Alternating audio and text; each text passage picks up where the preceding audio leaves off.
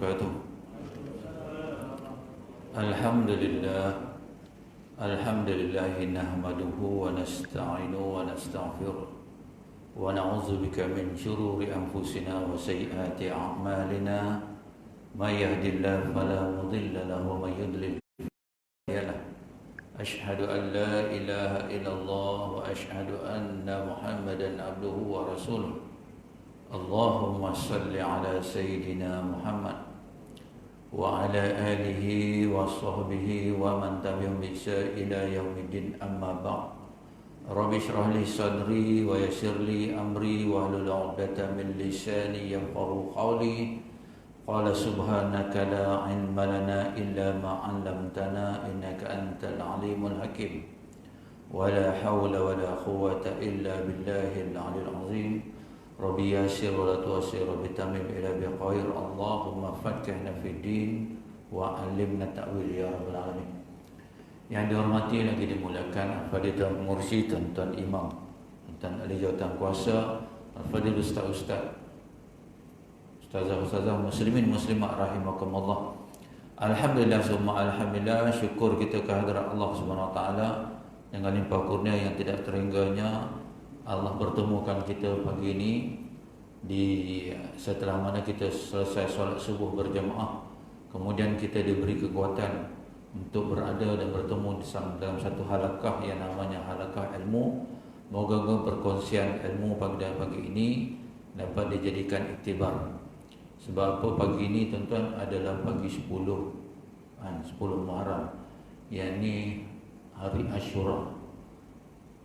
Berlakunya satu peristiwa yang sedih dengan kematian cucunda Nabi Muhammad sallallahu alaihi wasallam yang namanya Sayyidina Husain, yang mana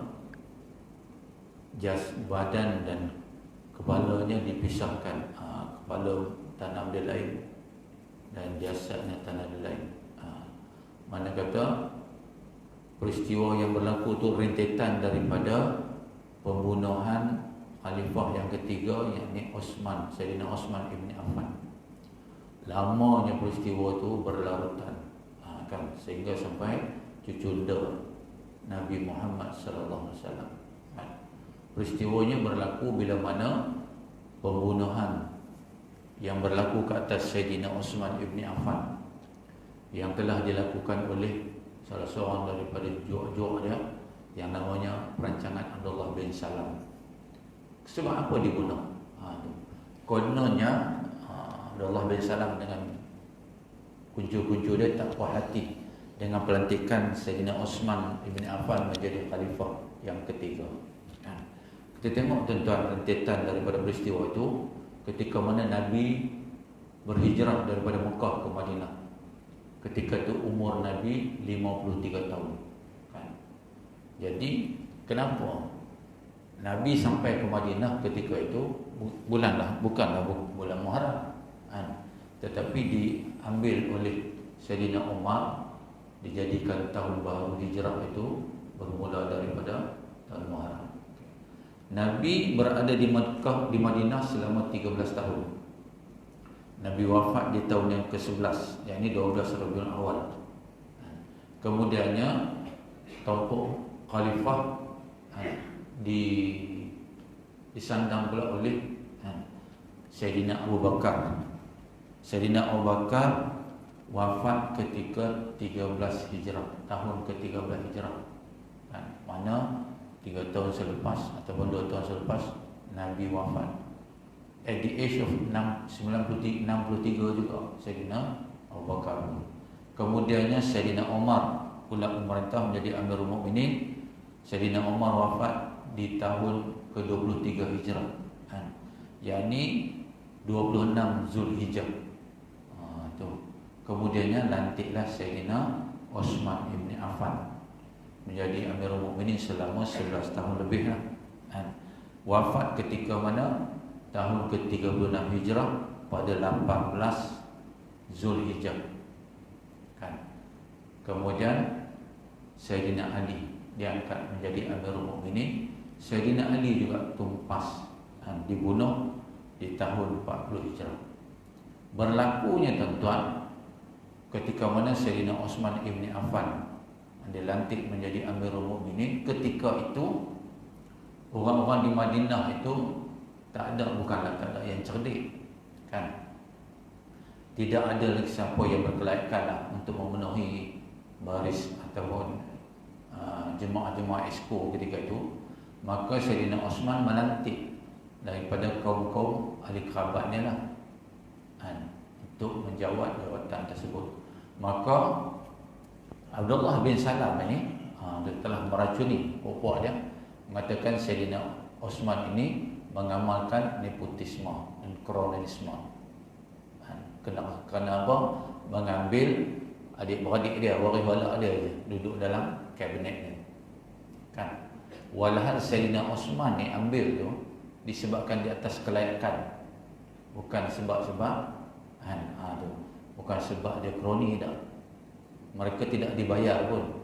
Malah gaji-gaji mereka ini dibayar dengan duit poket Sayyidina Osman sendiri. Dia tak pakai duit negara pun. Manusia sejujur Osman Ibn Affan ni pun orang tak suka, tuan. Manusia ni tuan-tuan jangan hanggan lah. Kalau orang fitnah tuan, orang caci, orang tak suka, tu biasa. Memang sifat manusia tu macam tu. Sedangkan Nabi Muhammad SAW bawa buka-buka, tuan. Nabi Muhammad SAW ni, kenapa kita ada dua syahadah yang disebut syahadatan? Asyhadu an la ilaha illallah wa asyhadu anna Muhammadar Rasulullah. Allah ni, kita menyaksikan Allah bila? Dulu ketika mana dalam bentuk roh. Allah kata apa? Hang tak dapat tengok aku. Kita tak dapat, siapa satu manusia pun takkan nampak Allah ni, kan? Takkan nampak. Jadi macam mana nak kenal? Sedangkan Allah kata hang kena kenal aku sebelum hang nak balik jumpa aku, hang kena kenal aku. Yang kata asyhadu an la ilaha illallah tu bila hang menyaksikan, siapa aku hang kena kenal. Jadi macam mana nak kenal Allah ni? Hanya berdalilkan kepada kita tengok berlakunya pertukaran alam ini, adanya cerah, adanya gelap, adanya kecil, adanya besar. Kita dulu kecil, besar, kemudian mati. Itu dalil dia, menunjukkan bahwasanya Allah itu wujud. Tak cukup dengan tu. Maka zat Allah kita nak tengok di mana? Sifat Allah nak tengok di mana? Wa asyhadu anna Muhammad Rasulullah. Allah kata hang lihatlah akan Muhammad tu lah aku. Apa yang ada pada Muhammad itulah sifat Allah. Sekarang Muhammad tu mana? Dah wafat dah. Jadi akhlak yang ada pada Nabi Muhammad tu ada kat siapa sekarang? Ada dekat kita. Tu kita bawa akhlak Muhammad. Kita bawa ke akhlak Muhammad yang pentingnya. Kita tak bawa, tuan-tuan. Tu sebab jadi macam-macam sekarang ni. Bukan marah, dia tone tinggi sikit. Tu kan? Tak bawa akhlak Muhammad. Apa akhlak Muhammad? Tak sakit hati, tak dendam, tak dengki, tak kianat, tak cemburu. Tu. Orang bantai lah macam mana pun, dia sabar. Nabi tak pernah balas, tuan-tuan. Kita ingat sejarah bila mana Nabi diboikot ketika mana Nabi di Mekah. At the age of 47, Nabi umur 47, kemuncak lah tu. Nabi diboikot oleh masyarakat Mekah. Masyarakat Mekah tu siapa dia, tuan-tuan? Bukan orang asing kebanyakannya, waris-waris Nabi juga. Jadi tak hairanlah, tuan-tuan, kalau adik-beradik kita benci kita ke apa. Sabar-sabar je. Sabar, banyak sabar. Cakap senang ustaz, sabar ni. Cakap memang senang. Hang tak kenal, hang tak tahu lah dia kata. Itu nama ujian. Jangan kamu sangka kamu beriman selagi mana kamu tidak diuji, kata Allah Subhanahu Wa Taala tu. Maka sabar-sabarlah sikit. Jadi ketika mana kita tengok pembantaian Nabi Muhammad SAW, Nabi Nabi bawa diri. Sebab di Mekah orang boikot Nabi dah. Siapa pun tak mau kawan dengan Nabi. Kecuali orang-orang yang bersama dengan Nabi. Maka Nabi bawa mengadu nasib ke Taif. Sebab apa? Di sana ada lagi waris-waris dia daripada kalangan Bani Sa'ad. Dan ibu susuan dia yang namanya Halimatun Sa'diyah. Kok-koklah nak dapat simpati daripada masyarakat Taif. Rupanya dah. Nabi sampai tu, tuan-tuan, manusia sebaik Nabi ni. Tuan-tuan, kita ingat sejarah bila mana Abu Jahal tumbuk Nabi, tumbuk muka Nabi, berdarah. Abu Jahal tumbuk. Nabi duduk termengung tengok, menelengung dah. Sedih Nabi. Nabi ajak pergi disko ke? Dah. Nabi ajak jumpa, nak kenal Tuhan, supaya kembali senang dapat keredaan Allah Subhanahu Wa Taala. Tu pun orang tak mau. Allah utus Jibril, wahai Jibril, kau pergi entertain Muhammad ni, tanya dia, cerita dekat dia, aku sedang melihat dia. Nabi tanya, Jibril tanya, ya Muhammad, hang ni kenapa? Jibril tak cakap Kedah lah, cakap Arab. Jibril tanya, why? Nabi Muhammad kata apa? Ya Jibril, aku pun tak tahu lah. Aku ajak manusia ni buat baik, dia tumbuknya aku ni berdarah muka. Nabi maki orang ke? Tak. Nabi sumpah ke? Tak. Jadi Nabi pun bawa dia ke Taif. Rupanya di Taif Nabi juga dicaci, difitnah, dikhadik macam-macam. Tak cukup dengan tu, dibaling dengan batu sampai berdarah-darah. Bila mana setitis darah kekasih Allah tu jatuh ke bumi, maka Allah hantar dua malaikat jibal yang menjaga gunung. Entah, wahai malaikat penjaga gunung, pergi jumpa Muhammad, tanya dia, mana-mana gunung nak angkat, kita nak musnahkan orang-orang Taif tu. Allah sayang, kasih kepada kekasih dia tu. Jibal ni pun kalut turun. Sebab apa? Malaikat ni dia, kau dengar nama Muhammad ni memang seronok, volunteer nak servis. Malaikat ni pun tanya, ya Muhammad, kami utusan daripada Allah Subhanahu Wa Taala. Allah suruh tanya, Tuhan hendak kami angkat gunung mana, bukit mana, kita nak musnahkan orang Taif. Nabi kata apa? Tak payah. Aku dah doa kepada Allah Subhanahu Wa Taala, moga-moga pasangan-pasangan daripada Taif ni akan melahirkan zuriat yang akan beriman kepada Allah Subhanahu Wa Taala. Tu akhlak kita ni. Ya Allahu Akbar. Tu lucah betul mulut. Tapi bukan kita kat sini, kita tempat lain. Sini alhamdulillah, sini masya Allah tuan-tuan, tawaduk sungguh tuan-tuan ni, kan, tenang sungguh tuan-tuan, yang nama sakinah. Tu sebab sahabat tanya, ya Rasulullah, mana satu tempat yang boleh tenang? Di majlis-majlis ilmu lah. Tu sebab tenangnya tuan-tuan, sampai khusyuk, tunduk, tawaduk, alhamdulillah. Kan tenang. Bukan kemudian base. Kemudian Sayyidina Uthman ibn Affan ni tak cukup dengan tu, mula Abdullah bin Salam ini Abdullah bin Salam pula. Lepas tu rumahnya dikepung. Siapa hebatnya Sayyidina Uthman ibn Affan ni, sepanjang di kalangan sahabat-sahabat tu, sepanjang kehidupannya bersama dengan Rasulullah SAW, Sayyidina Uthman ialah merupakan sahabat yang paling pemalu sekali. Satu hari dia duduk sembang dengan Rasulullah, angin tiup jubah dia, tersingkap jubah dia, nampak betis tu, cepat-cepat dia tutup. Tu punya pemalu. Bila mana dia dikepung oleh musuh-musuh, dia suruh isteri dia menjahit buat seluar untuk dia.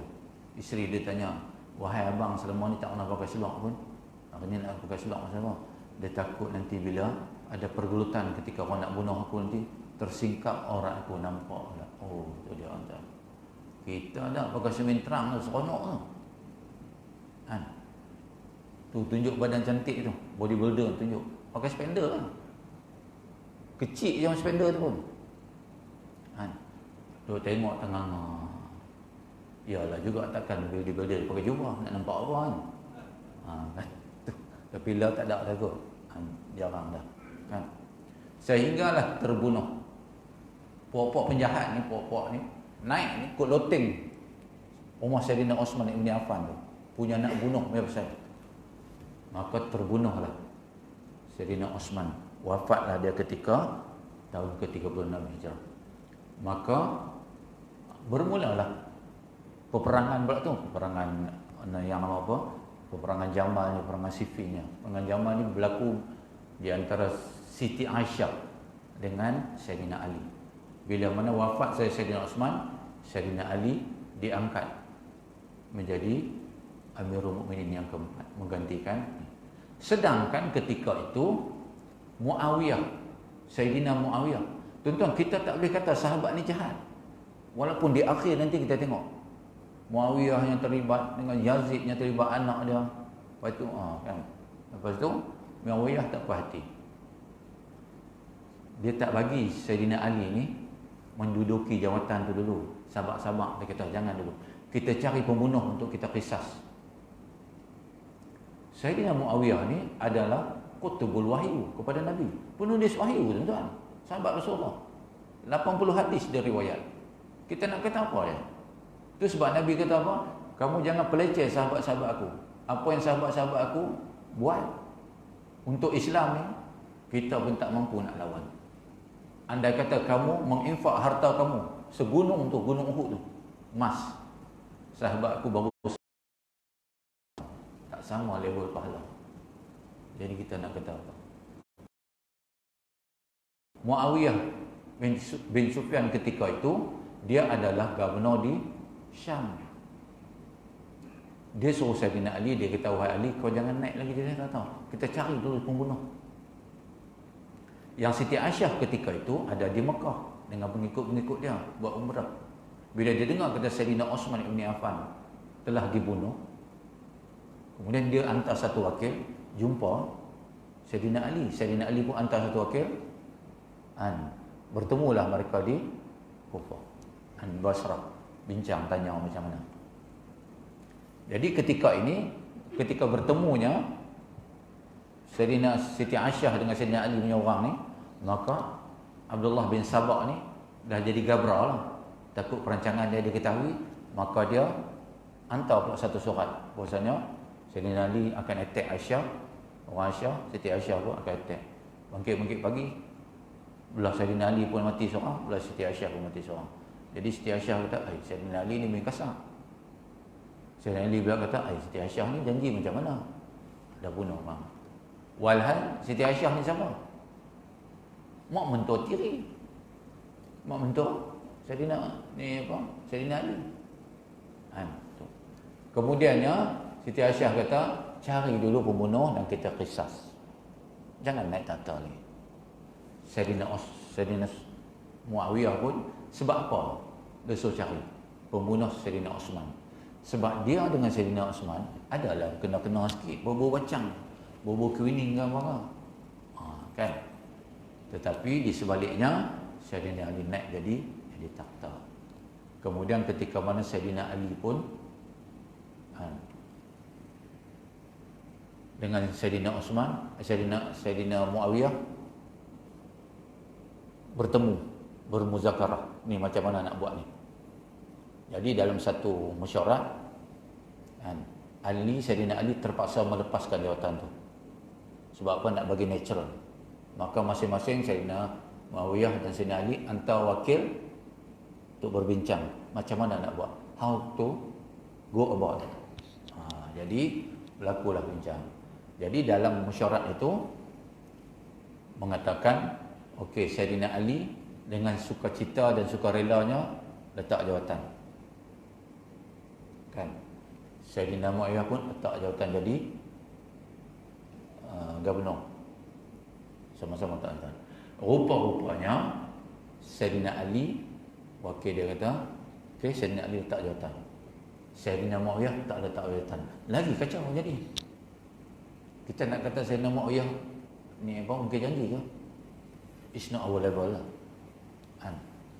Maka orang angkat Sayyidina Muawiyah jadi khalifah. Kan? Maka ketika mana Sayyidina Ali ni wafat, dibunuh, betul, maka Ali angkat Hasan, cucu Rasulullah SAW. Kan? Hasan ada adik dia nama Husin. Tuan, nama cucu Nabi, nama orang-orang alim dulu, nama simple ya. Kan? Hasan, Husin, Isteri Nabi ada nama Ramlah. Kita nama, ya Allah, Christina Aguilera, nama pun. Kalisha Amira. Tu. Lalas Shisha berkat. Shisha. Kita beritahu, kau tahu tak Shisha tu? Shisha yang Tok Arab dah isap tu. Oh iya ke Ustaz? Punya anak bubuh nama moden. Kita. Shisha pun dibubuh. Kan? Jadi tuan-tuan muslimin muslimat rahimakumullah. Kemudiannya bila Sayyidina Hasan jadi Amirul Mukminin, maka disebabkan kekecohan dari pihak Sayyidina Muawiyah, Sayyidina Hasan meletakkan jawatan. Tengok tuan-tuan, yang kata Islam bukan tak sangat jawatan, tak jawatan. Dia serah kepada Muawiyah. Maka mana Muawiyah naik memerintah ketika itu, merupakan Sayyidina Muawiyah adalah merupakan raja yang pertama sekali dalam dunia ni, raja dan Islam, Muawiyah. Kan Muawiyah pun naik. Jadi Sayyidina Hasan nak berbai'ah, nak bincang, nak kompromi kan. Bagi nasihat apa? Sayyidina Muawiyah kata, aku lebih tua pada hang, aku tahulah nak merintah macam mana. Tak apalah. Kan. Kemudiannya Sayyidina Husain ni cucu Rasulullah. Orang ramai suka, cucu Rasulullah orang suka. Jadi ketika mana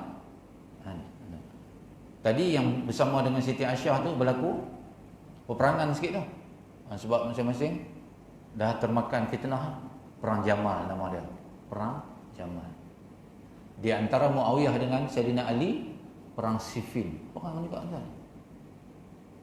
Berebut. Yang kata kemudiannya bila Muawiyah ni wafat, dia angkat Yazid. Sepatutnya dia tak boleh angkat. Dia kena serah kepada keputusan Majlis Syura. Itu Islam suruh. Tak dia angkat Yazid. Jadi bila dia angkat Yazid jadi memerintah, maka orang-orang di Kufah ramai yang berpihak kepada Sayyidina Husain. Sebab dia tahu Nabi. Dia orang manusia ketika tu, masyarakat ketika tu hendak orang yang bagus-bagus kan? Orang yang well known, cucu Nabi kot. Kan. Kemudian bila Yazid sedang merintah ni, puak-puak Kufah dan Iraq ni menulis surat. Setiap hari tulis surat. Bagi kepada ni, supaya sama-sama bersetuju untuk kita panggil Husain, untuk nak bai'ah Husain. Itu. Untuk apa? Nak ambil alih tampuk pemerintahan Yazid ni. Jadi setelah mana diketahui Yazid dah tahu kata Sayyidina Husain ni nak pergi ke Kufah dan Iraq untuk dibai'ah. Kononnya ada 100,000 orang Iraq dan Kufah ni untuk sokonglah, untuk orang kata apa, ambil bai'ah kepada Sayyidina Husain ni. Kan. Sayyidina Husain ni tak pergi lagi. Dia hantar Muslim bin Aqil. Bagi walak dia juga hantar. Pergi siasat, tengok kopi siasat. Betul ke ni? Utusan ni betul ke bawa cerita kita ada 100,000 orang nak sokong aku apa semua tu. Kan? Sokongan ni daripada dulu lagi minta sokongan. Kan? Tu. Jadi hantar-hantar bila Muslim bin Aqil ni sampai, dia pun tulis surat. Kan? Sebab apa? Ada lagi satu kes. Si Yazid ni pun, anak Sayyidina Muawiyah ni, Yazid ni pun tahu bahawasanya Husain ni dah on the way dah. Dah prepare untuk nak pergi ni. Takut dibai'ah oleh orang Iraq dan Kufah tu, maka Yazid pun hantar orang dia yang namanya Ubaidillah bin Zaid, hantar dengan kekuatan tentera 5,000 orang untuk menyekat kemarahan Yazid ni. Takut orang sana pilih Yazid, pilih Husain, habis. Ubaidullah bin Zaid ni sampai bertemu dengan Muslim ni dulu. Tahu macam mana kau? Bergaduh, dibunuhnya Muslim. Sebelum dibunuh, Muslim bin Aqil ni sempat lagi tulis surat kepada Sayyidina Husin supaya jangan datang, jangan meneruskan perjalanan sebab tak berapa ketentuan. Surat pertama yang dia hantar tadi dah sampai dah, yang mengatakan wahai Sayyidina Hasan, boleh datanglah tengok. Dah on the way dah. Surat yang kedua Sayyidina Husin tak dapat. Yang dia kata, Muslim kata sebelum dia meninggal jangan datang sebab ada ni. Sebelum nak datang tu ke Kufah dan Iraq, sahabat-sahabat Rasulullah nasihat dah Sayyidina Husin ni. Siapa dia? Sahabat-sahabat Rasulullah, Abdullah bin Umar, Zubair bin Awam, Anas bin Malik. Ketika tu tua dah, dia kata jangan pergilah, kami rasa kurang ni. Kata Sayyidina Husin, aku dah solat istiharah apa semua tu, dapat petanda aku pergi. Jadi bila Sayyidina Husin ni tak ramai bawa dia bawa 70 orang saja. Sebab dia ingat bukan nak perang. 72 orang. 30 terdiri daripada waris-waris dia lah. Anaknya Sayyidina Husin ada, anak Sayyidina Hasan ada, Pak Mah dia semua ada lah. 30 orang. 40 orang adalah tentera, bodyguard dia. Rupanya cucu dia, cicit dia yang nama Sayyidina Ali Zainal Abidin tu, bukan yang sekarang ni, yang dulu. Yang ada juga satu peristiwa yang Sayyidina Ali Zainal Abidin tu, cicit Nabi tu, kena juga macam mana Nabi kena. Ketika mana Nabi tawaf, orang datang tarik Nabi semua tu. Jadi bila Sayyidina Husin ni kuat dengan firasat dia pun pergi Ubaidillah bin Ziyad ni tadi sampai pertengahan jalan tahan, bertemulah dengan rombongan ni. Tu bila bertemu tuan-tuan, tak patutlah 70 nak menentang 5,000. Tapi sejarah menukilkan walaupun 5,000, Sayyidina Husin ni 70 orang saja, yang boleh perang pun 40 orang ni. Askar-askar dia 30 tu ada perempuan, ada kanak-kanak apa semua tu, perang. Walaupun macam tu, 1,000 orang daripada tentera Yazid yang 5,000 tu tadi, yang dikepalai oleh Ubaidullah bin Zaid ni, gugur 1,000 orang. Tengok dah, andai tak andai tu. Jadi bergaduh sampailah terbunuhnya Sayyidina Husin di Karbala. Yang sedih tu tuan-tuan, ketika mana matinya Sayyidina Husin dalam keadaan yang paling sadis. Kepalanya dipotong, kepalanya dibawa di Madinah, badannya sampai di Madinah dia bubuh dalam macam botol tu. Inilah satu peristiwa yang sahabat-sahabat Rasulullah menegak, melarang, tidak diendahkan oleh Ubaidullah bin Ziyad. Kepala tu ada dalam botol, dia ambil pedang dia, dicucuk, dicoleknya mata Sayyidina Husin. Itu sebabnya balik kepada ketika mana wafatnya Sayyidatina Khadijah tu. Kita ingat balik ketika mana Sayyidatina Khadijah nak wafat sebelum Nabi hijrah. Sayyidatina Khadijah pegang tangan Rasulullah. Dia kata apa?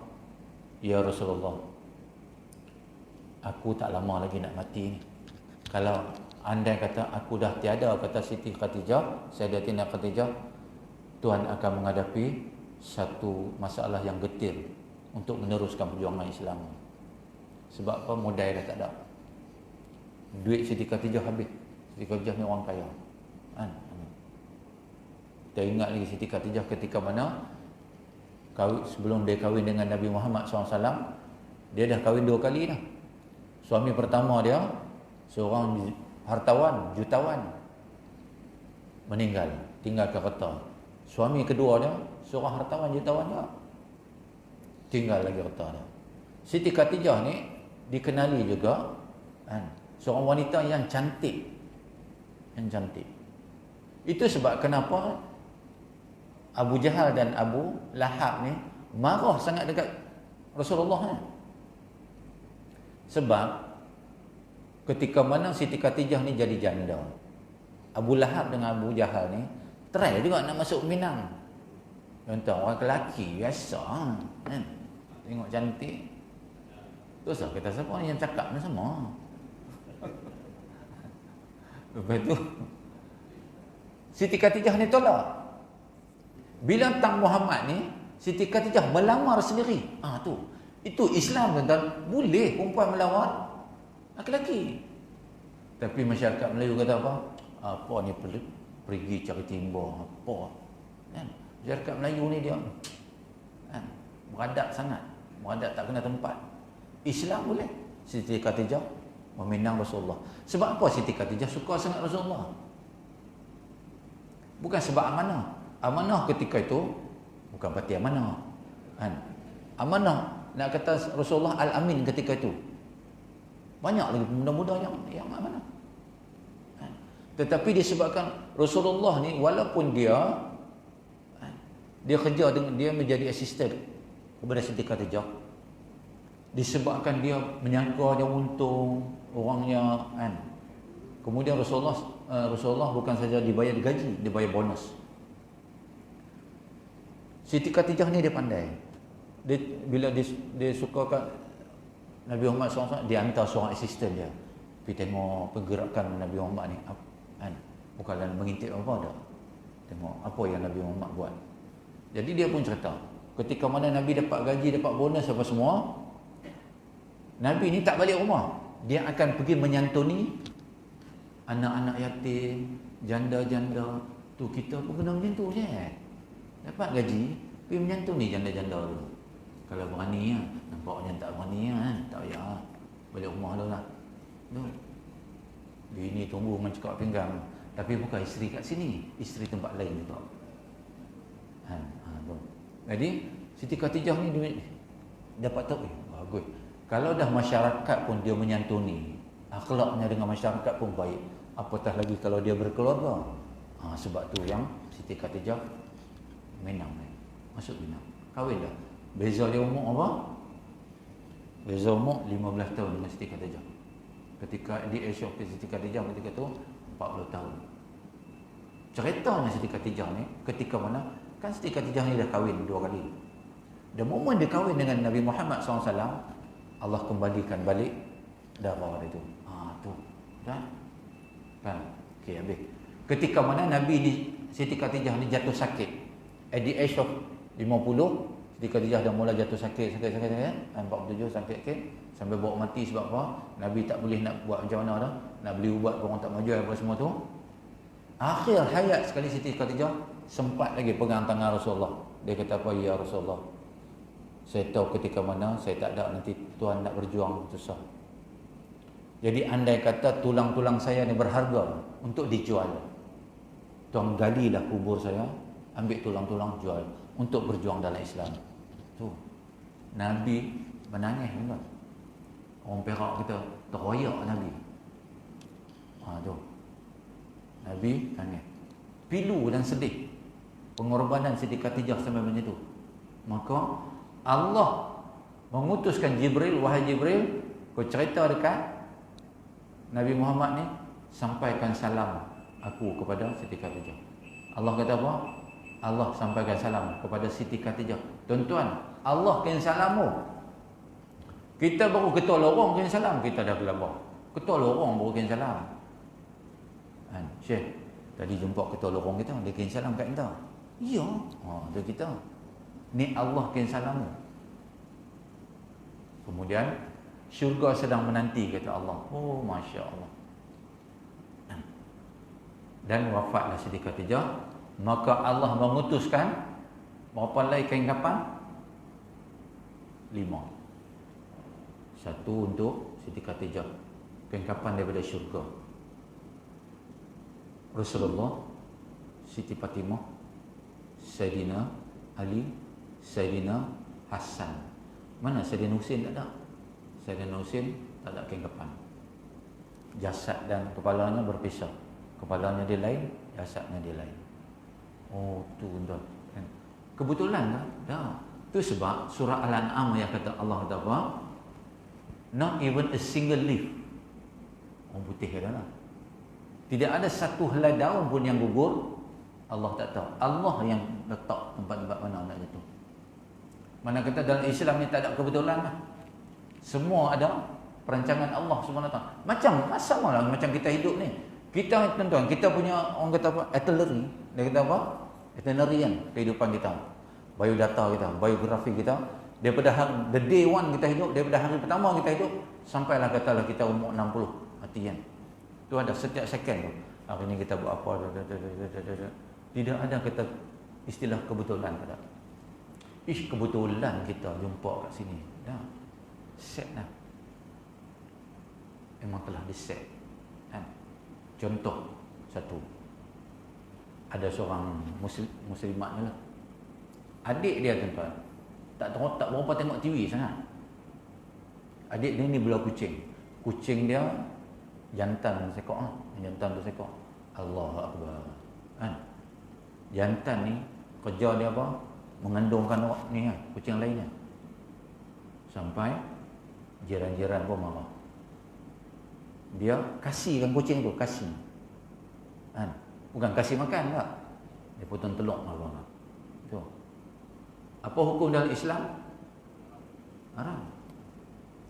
Dia ni pula tuan-tuan, dia selama ni tak pernah tengok TV. Dia nak buat benda tu.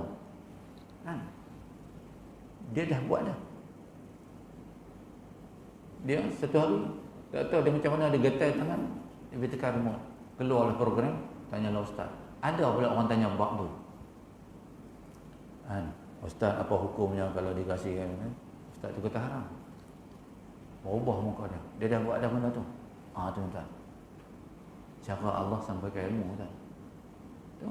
Tu sebab ilmu Allah ni tuan-tuan, bukan semestinya daripada ulama atau ustaz atau apa-apa. Kadang-kadang daripada haiwan. Contoh, manusia pertama membunuh Qabil dan Habil. Salah seorang dah dibunuh, yang seorang tu clueless, tak tahu nak buat apa. Nak buat apa ni? Sekali bapak aku tahu, dia takut Nabi Adam tahu, kata dia dah bunuh adik dia. Allah hantar dua ekor burung gagak. Entah dia pun duk tengok, gaduh, seekor tu mati. Yang seekor ni korek-korek, gulung-gulung. Itulah yang dia buat. Dia buat. Sama macam kita buat sama. Kan? Yang kata ilmu. Jadi tuan-tuan muslimin muslimat rahimakumullah, tu. Kisah yang begitu sedih. Tu. Sebab apa tuan-tuan muslimin muslimat tu? Kenapa? Sebenarnya Nabi dah tahu dah. Nabi dah tahu dah. Sayyidina Husain macam ni, Sayyidina Hasan macam ni. Sahabat tanya, ya Rasulullah, kenapa tuan tak doa? Nabi kata apa? Ini ketentuan Allah. Sama lah dengan anak kepada Zubair bin Awam. Zubair bin Awam ni siapa dia? Suami kepada Asma binti Abu Bakar. Mana kata menantu Sayyidina Abu Bakar. Anak Zubair bin Awam namanya Abdullah bin Zubair. Mati macam mana? Dibunuh oleh Hajjaj Yusuf As-Saqafi. Dibunuh kemudian disulam. Mayatnya disandar di tepi Kaabah. Allahu Akbar. Sampai sahabat-sahabat Rasulullah ketika itu tak mampu nak tengok, sedih. Hajjaj Yusuf As-Saqafi. Kita nak kata Hajjaj Yusuf ni zalim kan?